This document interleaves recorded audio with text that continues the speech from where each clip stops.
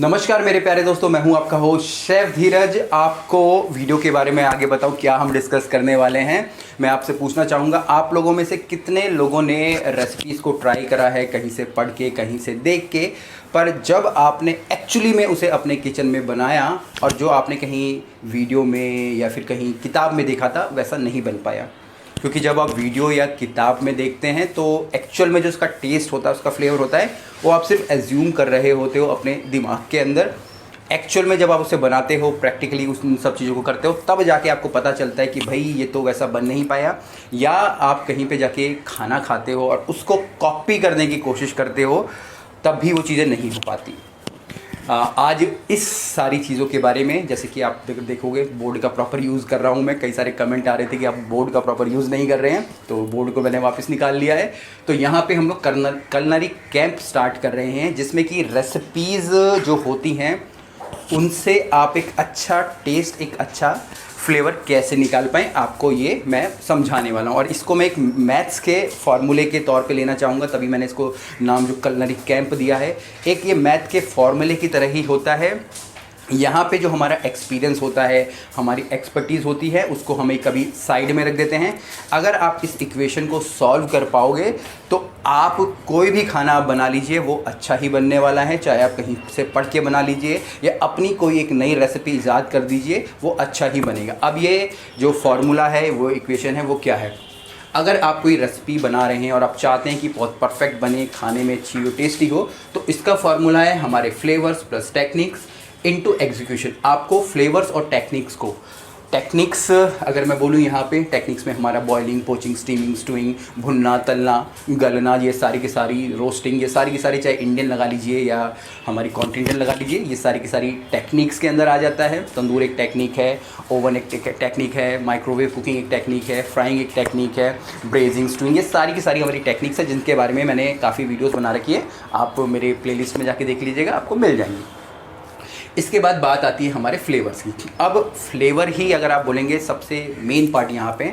अगर आप फ्लेवर्स को समझ पाते हैं, अगर आपको फ्लेवर्स की समझ है, तो आपका खाना कभी भी ख़राब नहीं होने वाला है। जैसे अगर मेरा एग्जांपल लेंगे, अगर मुझे कोई बता दे कि मुझे इसमें ये डालना है, ये इंग्रेडिएंट ऐड करना है, इतने मिनट तक कुक करना है, तो मेरे दिमाग में अपने आप ही ये फार्मूला चल बैठता है और मुझे पता चल जाता है कि उसका टेस्ट कैसे होने वाला है। तो फ्लेवर्स के अंदर हमारे यहाँ पे बेसिकली 5 चीज़ें आ जाती हैं। सॉल्ट आ जाता है, सॉल्ट माने नमक, सावर आ जाता है माने खट्टा, स्वीट आ जाता है हमारा बिटर और उमामी। अब ये 5 ही फ्लेवर एग्जिस्ट करते हैं इस दुनिया के अंदर। अगर आप जाओगे तो कहीं आपको पंजेंसी, अलग अलग टाइप की नई जो टेस्ट के बारे में पता चलेगा, पर जनरली अगर देखें तो हमारा पैलेट इन 5 के लिए ही बना पड़ा है। इसमें से जो 4 हैं वो आप लोग ईजिली उनको समझ पाते हैं, पर जब ये उमामी की बात करें तो ये अलग है, इसके बारे में एक अलग से बना देंगे, नहीं तो जो सीखना है थे वो टॉपिक कहीं और डाइवर्ट हो जाएगा। अब जब हम लोग अपनी जो फ्लेवर्स है और टेक्निक्स है, दोनों को मिक्स कर देते हैं और उसके बाद हम उसे मल्टीप्लाई कर देते हैं हमारी एग्जीक्यूशन से। एग्जीक्यूशन की किस तरीके से हमको प्रेजेंट कर रहे हैं, किस तरीके से वो दिखने में लग रहा है, या जो हमने सोचा था वो उस तरीके से हो पाया है, नहीं हो पाया। अगर ये 3 चीज़ों का हम लोग कॉम्बिनेशन मिला देते हैं तो हम एक परफेक्ट रेसिपी, एक टेस्टी रेसिपी, एक बहुत ही बढ़िया 5 स्टार स्टैंडर्ड की रेसिपी बना देते हैं। तो यहाँ पे टेक्निक्स तो आपको सीखनी पड़ेगी, एग्जीक्यूशन आपको सीखना पड़ेगा, पर जो सबसे मेन है वो है यहाँ पे फ्लेवर्स के बारे में आपको जानना ज़रूरी है। आप लोगों के ये भी क्वेश्चन रहते हैं कि भाई एक खाने में कितना नमक डालना चाहिए, आपने कई बार मुझे ऐसे लिखा भी होगा, तो उसका आंसर भी यहीं पे मिलने वाला है। दूसरा ये रहता है कि भाई मैं अगर 1 किलो चिकन बना रहा हूँ तो कितना मैं नमक डालूँ, कितने मैं मसाले डालूँ। आप कोई भी एक फूड ले लीजिए, जैसे कि मान लीजिए मैं एक बटर चिकन का मैं उदाहरण लेता हूँ, या एक मैं मखनी ग्रेवी बोलता हूँ, सबसे सिंपल मैं लेता हूँ मखनी ग्रेवी। मैं बोलता हूँ मखनी ग्रेवी के अंदर बेसिकली हमारे टमाटर हैं, कहीं पे प्याज यूज़ होता है, कहीं पे यूज़ नहीं होता है। तो उसके अंदर जो भी इंग्रेडिएंट हैं, ठीक है, उनके अंदर कुछ ना कुछ फ्लेवर है। हर इंग्रेडिएंट के अपने अंदर अपना अपना कुछ फ्लेवर होता है। तो यही 5 फ्लेवर होते हैं। अब जब ये फ्लेवर आपस में कंबाइन हो रही है, जैसे मैं मखनी में बोलता हूँ, मैं टमाटो ले रहा हूँ जो कि हमारे सावर और स्वीट हो सकते हैं, ठीक है जी। उसके अंदर मैं इंडियन स्पाइसेस हमारे ले रहा हूँ, उसमें से कुछ उमानी में आएंगे, ठीक है। उसके बाद अगर मैं चीज़ें और ऐड करता जा रहा हूँ, उसमें मैं अगर शहद ऐड कर रहा हूँ या शुगर ऐड कर रहा हूँ, तो फ्लेवर आपस में मिलते जा रहे हैं। तो कोई भी अगर आप डिश ले लेंगे, वो सब इन्हीं फ्लेवर से मिलके बनी होती है। अगर इन फ्लेवर्स को आप अच्छे से समझ पा रहे हैं तो आपकी डिश कभी भी ख़राब नहीं होगी, टेक्निक्स आप प्रॉपर अप्लाई कर पाएंगे। और जैसे मैंने बोला यही 5 हैं। अब जैसे मैं सबसे पहले बात करूँगा सॉल्ट की, और सॉल्ट को मैं एक अलग से भी आप लोगों को पूरे एक अलग ही चैप्टर उसमें हम लोग करेंगे। तो जो सॉल्ट होता है वो खाने के अंदर कितना जाना चाहिए, ठीक है जी। अगर एक सिंपल अगर हम देखें एक डिश सॉल्टी हो जाती है बहुत ज़्यादा, तो मैं आज आपको यहाँ एक फार्मूला देने वाला हूँ। आप जो भी एक डिश बना रहे हैं पूरी की पूरी एक डिश बनाइए, उसे वेइंग स्केल पे ले जाइए और उसे तोलिए। वहाँ पे बर्तन का वेट आपको हटा देना है, टेयर करके 0 हो जाता है अगर आप वेइंग स्केल यूज़ करना नहीं चाहते हैं। आप जितना भी उस पूरी डिश का वेट है, उस डिश को बनने के बाद जो वेट आया है उसका आप 1% या 1% से कम, या आप बोल सकते हैं आधा % या 1% करीब आप नमक डाल दीजिएगा।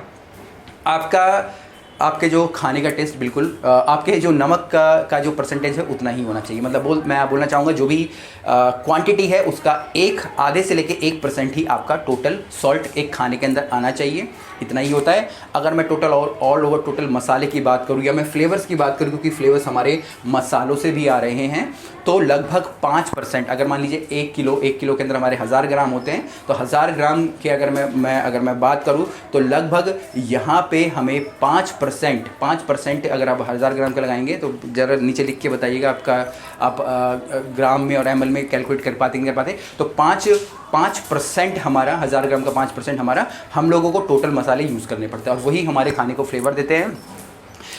अगर आप कहीं जाते हैं इंटरव्यू के लिए, कोई आपको ये क्वेश्चन पूछ लेता है कि भाई बताओ कि नमक कितना डालना है 1 किलो चिकन में, तो 1 किलो चिकन बनने के बाद अगर 700 ग्राम रह गया है तो 700 ग्राम का आप 1% लगा सकते हैं।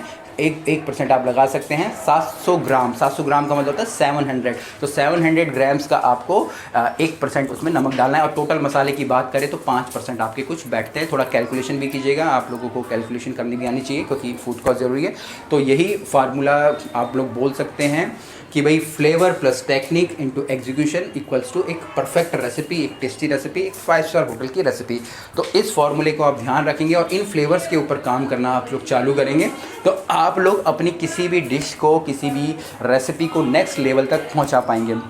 जैसे कि अगर मैं चाइनीज़ की बात करूं, हमारा स्वीट आपका जैसे मैं बोलता हूँ हॉट एंड सार सूप होता है, तो यहाँ पे 2 कॉम्बिनेशन हमारे मिल रहे हैं। हमारा मिल रहा है यहाँ पे सावर और हमारा मिल रहा है हॉट हमारी मिर्चियों से आएगा, और उसके बाद हमारे जो स्वीट आएगा वो वहाँ पे, चाहे वो लोग वहाँ पे हनी यूज़ कर रहे हैं चाहे हमारा शुगर यूज़ कर रहे हैं।